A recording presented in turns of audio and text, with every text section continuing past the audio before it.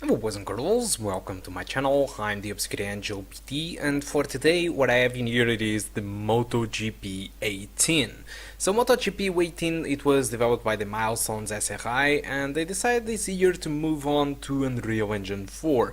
They have been using their own engine for years, but they decided to evolve and start to using Unreal Engine 4. Whatever this is a good decision or bad, that depends on what you think. For me, I'm not really a fan of this type of games from Milestones, but for me, from what I saw was the game starting to be more demanding by using Unreal Engine 4, and I don't see a great boost in quality, even especially with these lowest settings. So, talking about settings, this is the settings that I do recommend you to run the game. I'm using 960 per 540. This resolution isn't available usually.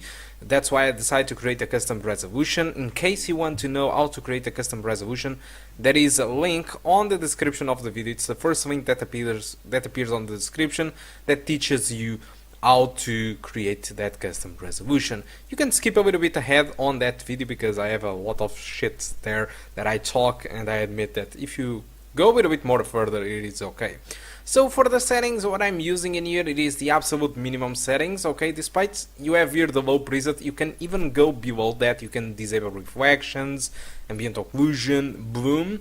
And despite that, I saw some things weird, like for example I disabled reflections, but in another track that I tried with the wet track there was still reflections, so let's hope they fix this.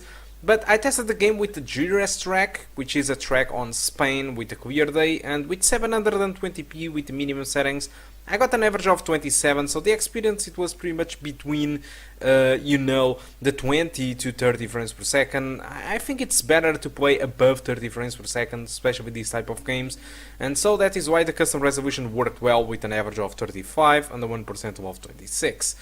Although I decided to try Silverstone 2 with a wet environment, so it means there was reflections on the floor, and I mean on the asphalt, and it was a little bit more demanding, but to be honest it was fairly the same as the Jerez track. So again, 720p, it was between the 20 to 30 frames per second, and the 440p, my custom resolution, it was pretty much between the 30 and the 40 frames per second. So it is a little bit potato, you know, when you go with the minimum settings you don't get shadows, for example. As you can see, everything looks a little bit bland, textures takes a little while to load, and the experience that you're going to get, it's above 30 frames per second. I think it's playable, okay, despite it's a little bit potato because there is no shadows. Resolution is sub HD, it's below 720p, so it's not a great resolution, and after all I'm probably the worst player that you are going to see in your life playing MotoGP.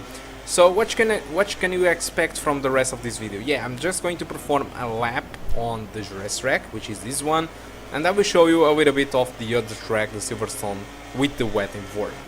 As for the game, I think people have been evaluating this game in a little bit of a mixed feeling. Some people say the game improved a lot in some things, but it got a little bit worse in others.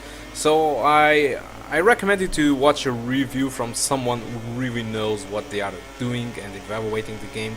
Read some Steam comments if you want to get this game or not, and before you buy it, just decide. This is the performance that you are going to get on a graphic card like a GT 740M or a GT 825M or a GT 920M. This is the performance that you can expect in this game. And then it's up to you if you like the game. If you don't like it, it's up to you what you are going to decide. Although whatever you decided or not, you can get this game from Steam for the full price. It's around 50 bucks. I think it's a little bit too much, to be honest, but you can get this game much more cheaper on Kinguin. I will leave you the links on the description.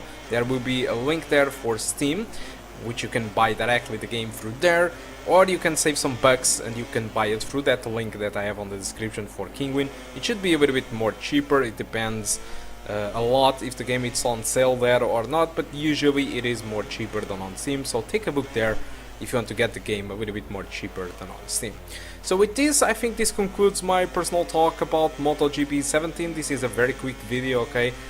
My time, I haven't been scratching a lot, unfortunately.